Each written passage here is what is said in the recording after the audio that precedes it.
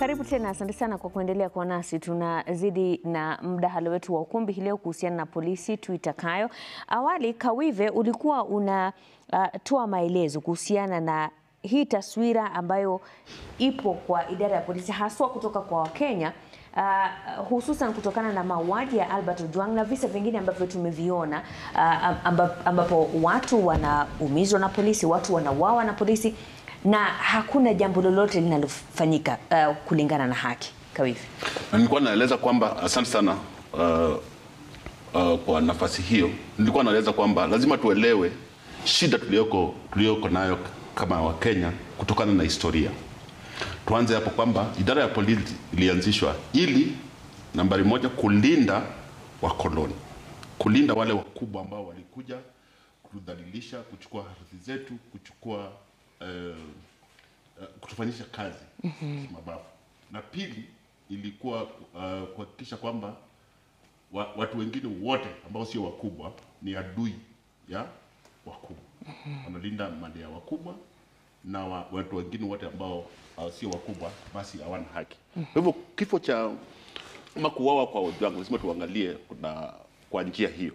Tuangalie Ojwang inasemekana kwamba aliandika taarifa kuhusu ufisadi wa wakuu wa polisi.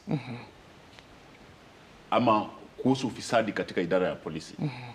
Alafu watu wakauliza huyu Ojwang ni nani? Ikakuwa ni mtu hata haeleweki, ni blogger ni nini. Akaendewa mahali yuko na maofisa 6 ama walikuwa 5.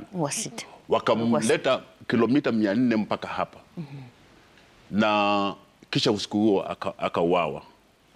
Tumeona katika runinga na hiyo kamera za CCTV katika Mbagathi Hospital kwamba alifikishwa Mbagathi kama ameshakufa kwa sababu alikaa kwa gari dakika kama 20 hivi. Hii ni kwamba Ojwang na Wakenya wengine hawana maana. Ile iko na maana ni wakubwa. Hiyo ndio filosofia ya polisi ama utendakazi wa polisi. Ili kuhakikisha kwamba hiyo culture ama hiyo mpango wa kazi wa polisi ni kudunisha ambao sio wakubwa na kulinda ambao ni wakubwa hata wakifanya nini. Kwa hivyo na hii ni jambo watu wamejadili kwa muda mrefu sana.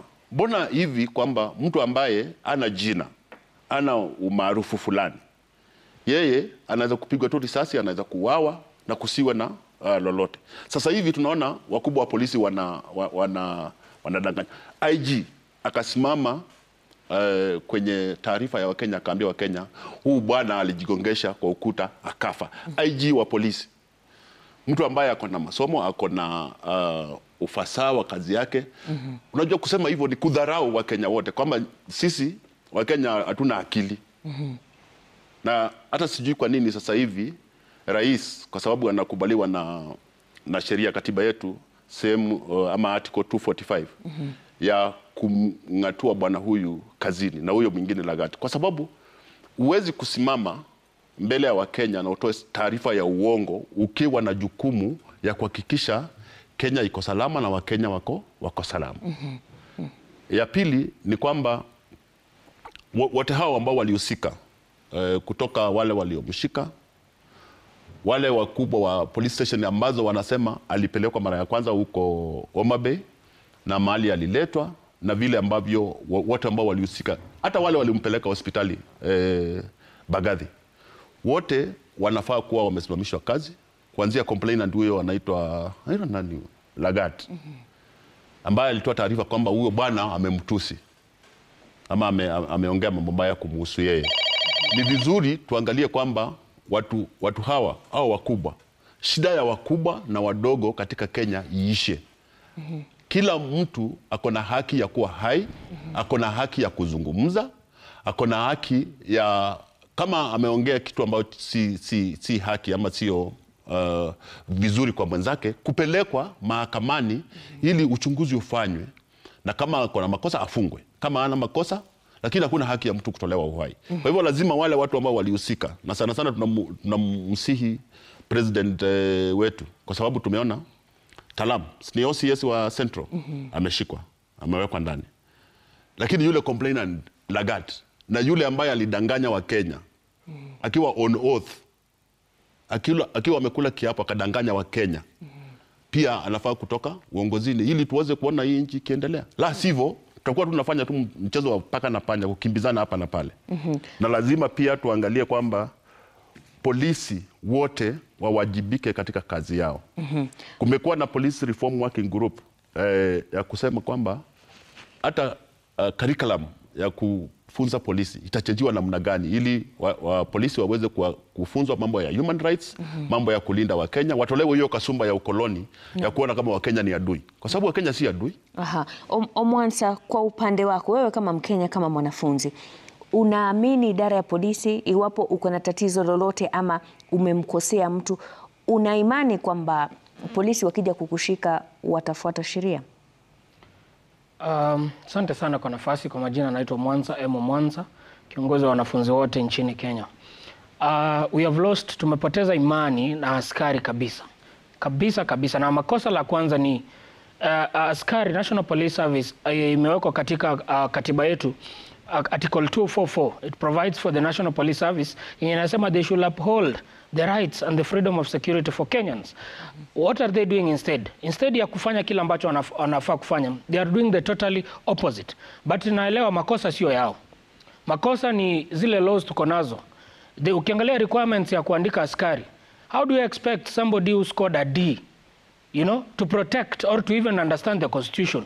Ukimpata hata saa zile anakushika ukimwelezea hata one article hawezi hata elewa.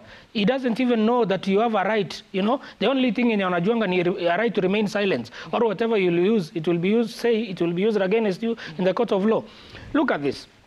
The Kenyan police, as a student leader, we have had very many demonstrations. Last year, video muliweka hapa nyinyi wenyewe, a whole grown up man anarusha tear gas, anawekea mwanafunzi kwa nguo ndani, na tear gas inalipukia mwanafunzi ambaye ako disarmed, hana kitu yote, hana panga, hana. How do you do that? And you are a father and you expect that wewe watoto wako penye wako they will do the right thing. Inauma sana. When I talk about the police, honestly, ukiangalia hata pali wanakaa, it is really terrible. They should be the first people to uphold the rule of law.